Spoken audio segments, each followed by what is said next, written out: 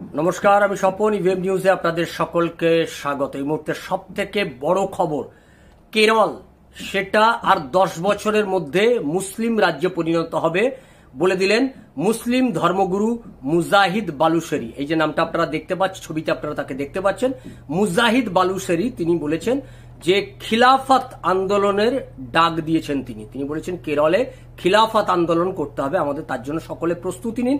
তিনি বলে দিয়েছেন শুধুমাত্র প্রত্যেক শুক্রবার কেরলের সমস্ত মুসলিমকে মুজাহিদ করতে মসজিদে পাঠান, তাহলেই আগামী 10 বছরের মধ্যেই কেরল ইসলামিক রাজ্যে পরিণত হবে। এমনিতে আমরা জানি যে কেরলে যে রাজনৈতিক দলগুলি ক্ষমতায় আসে 5 বছর 10 বছর অন্তর পাল্টে কংগ্রেস আর সিপিএম, এই দুটো দলের কাজই হচ্ছে মুসলিম তোষণ করায়, মুসলিম তোষণবাদী রাজনীতিকে আশ্রয় প্রশ্রয় দিয়ে লালিত পালিত করে আসলে মুসলিম তোষণ করতে গিয়ে এরা কখন যে জঙ্গি তোষণও শুরু করে দিয়েছে এটা নিজেরাও বুঝতে পারেনি। মুসলিম তোষণ করতে করতে মুসলিম তোষণের আড়ালে সেই মুসলিম যে তোষণ করছে, মুসলিম তোষণের সেই ছদ্মবেশে জঙ্গিরা ঢুকে পড়েছে। ফলে এই সিপিএম কিংবা সেই কংগ্রেসকে যখন মুসলিম তোষণ করতে হয়, এই যে ছদ্ম মুসলিম যারা যে জঙ্গিগুলো আছে, এই যে মৌলানা বিভিন্ন ধর্মগুরুর বেশে এরা এসে ভারতবর্ষকে ধ্বংস করার পরিকল্পনা করছে, ভারতবর্ষকে ইসলামিক রাষ্ট্র তৈরি করার পরিকল্পনা করছে। গজবাই হিন্দ, গজবাতুল হিন্দ নামে বিভিন্ন শব্দের আমদানি হয়েছে ভারতবর্ষে, এবং তাকেই এরা এই রাজ্যে, এই দেশে সেটাকেই প্রতিষ্ঠিত করার কাজে তারা নিয়োজিত হয়ে রয়েছে।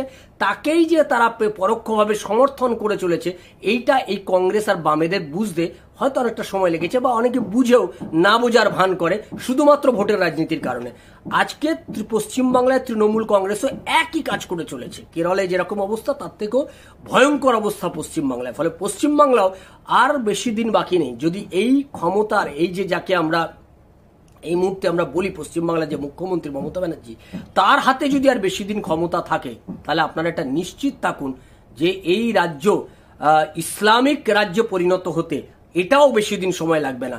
কেরল তো তবু 10 বছর সময় চাইছে, পশ্চিমবঙ্গ হয়তো 2026-এ মমতা ব্যানার্জি, বাঙালির যদি সেই দুর্দিন হয়, মমতা ব্যানার্জি যদি ক্ষমতায় ফিরে আসে, 10 দিনও সময় লাগবে না, এই রাজ্য ইসলামিক রাজ্যে পরিণত হয়ে যাবে। আমরা সেদিকেই নজর রাখবো।